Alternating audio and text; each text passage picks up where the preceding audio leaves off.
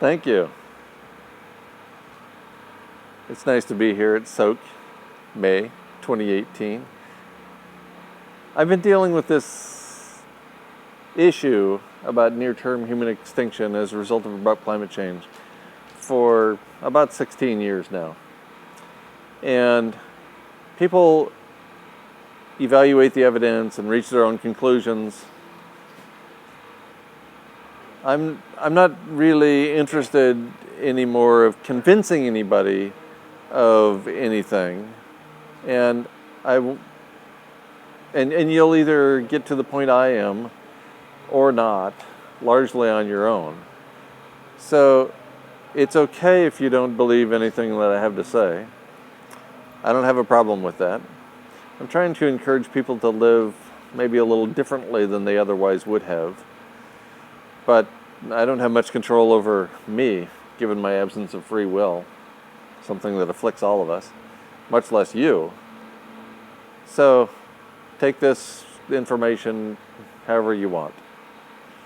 For every presentation, I strive to meet 3 criteria. I try to be brief, I try to be funny, and I try to be brief. In the spirit of Meatloaf, I'm aiming for 2 out of 3 ain't bad.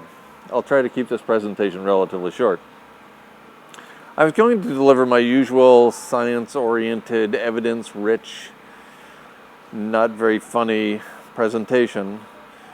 In fact, it wouldn't be funny at all, inconsistent with my 3 criteria.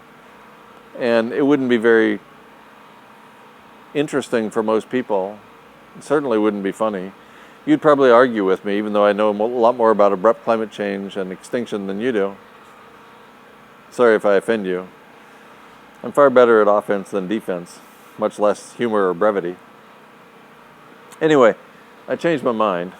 I've tried to use evidence to sway audiences with long presentations for a few decades now, and almost nobody is interested in evidence, so I'll tell you some stories instead. All of the evidence is at Nature Bats Last, my blog, GuyMcPherson.com, so you can go there and reach your own conclusions. Please visit GuyMcPherson.com. Please read, please view a few presentations. After you do all of that, please convince me I'm wrong. And after that, please send me some jokes. Because I'm not wrong, so I need this funny stuff. How can I be so certain?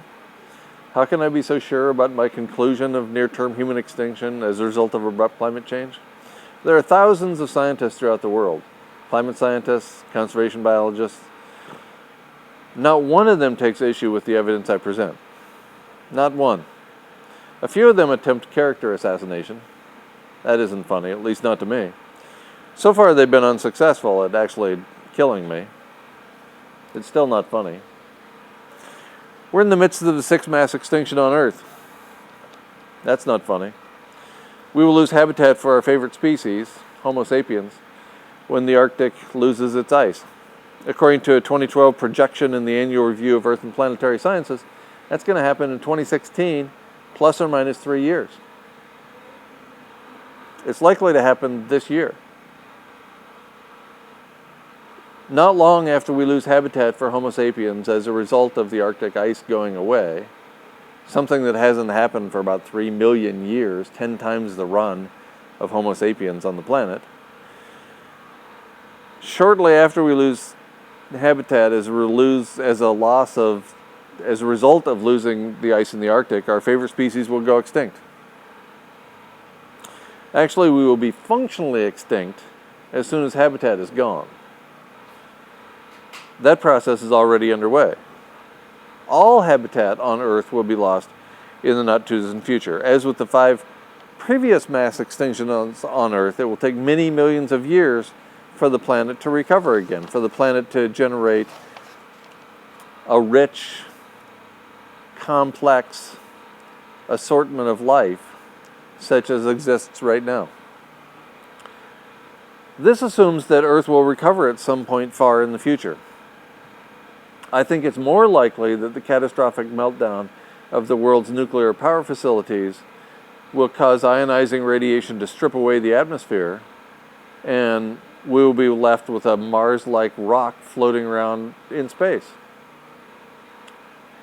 devoid of life.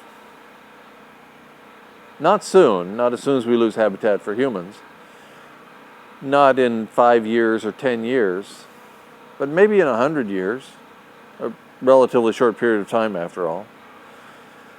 Anyway, a Mars-like rock floating around in space isn't very funny, except in the Douglas Adams Hitchhiker's Guide to the Galaxy sort of way, or maybe in the spirit of Albert Camus, absurdism to the extreme.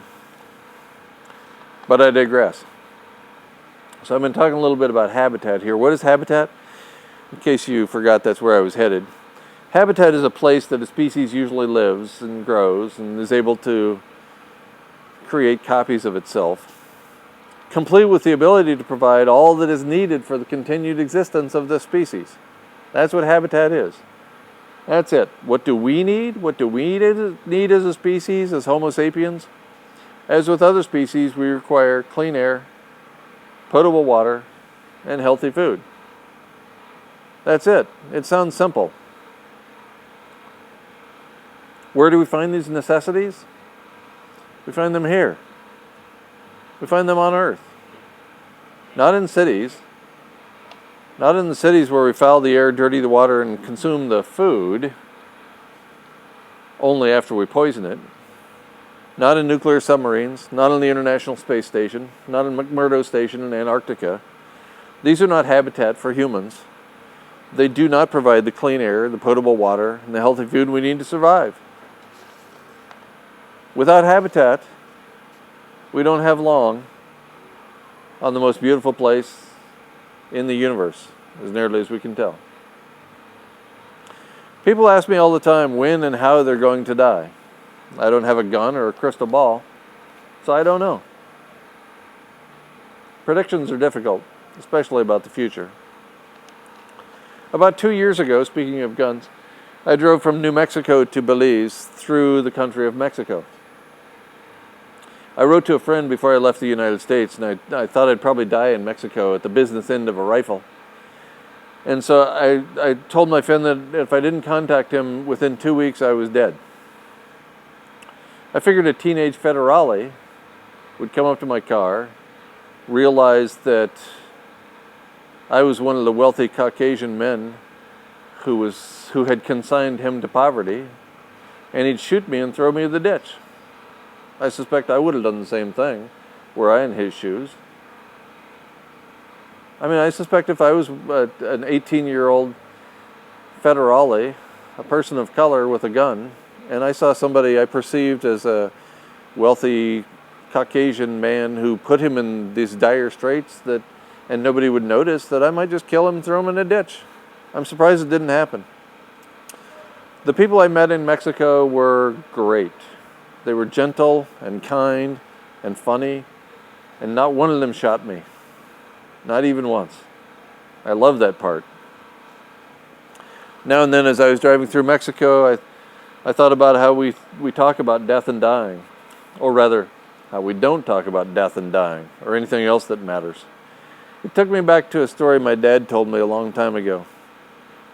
It seems my paternal grandfather was walking down a street in Elk City, Idaho, where he lived. The town had no electricity. Gramps came across a neighbor who was hammering nails into the wooden box that contained his recently deceased wife. My grandfather mentioned to the man that he had screws back home. If the guy wanted to use the screws, if his neighbors wanted to use the screws, I have some screws. Now, there are two reasons to use screws instead of nails when you're putting together a pine box. One is it looks nicer, and the other is screws are stronger than nails. Now, Grandpa, of course, had in mind it looking nicer. He wanted the coffin to look nice before it was stuck in the ground. And his neighbor said, turning this whole situation into an opportunity for gallows humor, the neighbor says, "Nah, I think these will hold her." This was 2 generations ago. Think about that. Think about the ability to use gallows humor while putting your recently deceased wife into a pine box that's going to go in the ground. That sort of understanding of death and dying, and therefore the process of life and living, is largely lost on us today. We used to use gallows humor when talking about death. Now we don't even talk about death. Until somebody dies, then we say they passed, or they've gone to a better place, as if we know. We don't even have the conversation anymore. We've come so far away from any talk of death that we can't even imagine that we'll die. And if we individuals cannot imagine our own deaths, we surely won't go extinct as a species. That's why it's so difficult to have this conversation. That's why I mentioned at the beginning that you might never get to the place I'm at, which is beyond acceptance of my own death, beyond acceptance of the extinction of our species, and into the realm of gallows humor. Beyond acceptance, the fifth of Elizabeth Kubler-Ross's 5 stages of grief. Beyond acceptance and into gallows humor. But of course we'll go extinct as a species. All individuals die, just as surely as you are here with me today. All species go extinct, including half a dozen species of the genus Homo that preceded us in extinction. I imagine they thought they were pretty clever too. They couldn't imagine that they would go extinct either. And yet they did. We're all familiar with dinosaurs. Dinosaurs went extinct about 66 million years ago during a mass extinction event, the 5th of the now 6 on planet Earth. At that time, 66 million years ago, a comet struck the Yucatan Peninsula a few hundred miles north of where I live in Belize. The impact ignited an oil field and the smoke blocked the sun. The subsequent abrupt cooling of the planet destroyed habitat for the large reptilians we know as dinosaurs and greased the evolutionary skids that allowed mammals to proliferate. The comet caused the demise of the dinosaurs as well as the emergence of our mammalian predecessors. This time we don't need a comet. Indeed, we are the comet. We ignited the oil. And we're the dinosaurs too. Actually, we're a step above the dinosaurs. We caused our own extinction. They couldn't even do that. Silly dinosaurs. The tremendous impact from the comet that caused the Maya Mountains to rise up from the Gulf of Mexico and form the country of Belize, that arose from that same comet that caused the extinction of the dinosaurs. In other words, the comet created the conditions that led to humans, our mammalian predecessors, and eventually to us, including me. It also created, albeit more directly, the region where I live. Now that's funny. The comet allowed me to be here today, and all of you as well, and it caused me to live in the place where I live and not be underwater. You're probably familiar with the expression "saved by the bell." A couple hundred years ago, before we were really good at determining who was dead yet, people occasionally were buried prematurely. So it became common to tie a string around the finger of the recently deceased in the coffin and run the string outside of the coffin and attach it to a bell. So if the mostly dead person would awaken, sometimes during their funeral, they would ring the bell. They were saved by the bell. That's where the phrase comes from. We're out of string. We're out of bells. We're out of time. I'm asked nearly every day for advice about living. I recommend living fully.